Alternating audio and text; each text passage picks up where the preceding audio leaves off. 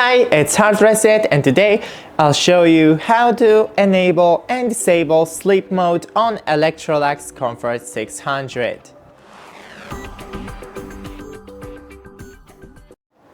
First, make sure that your AC is plugged in and turned on.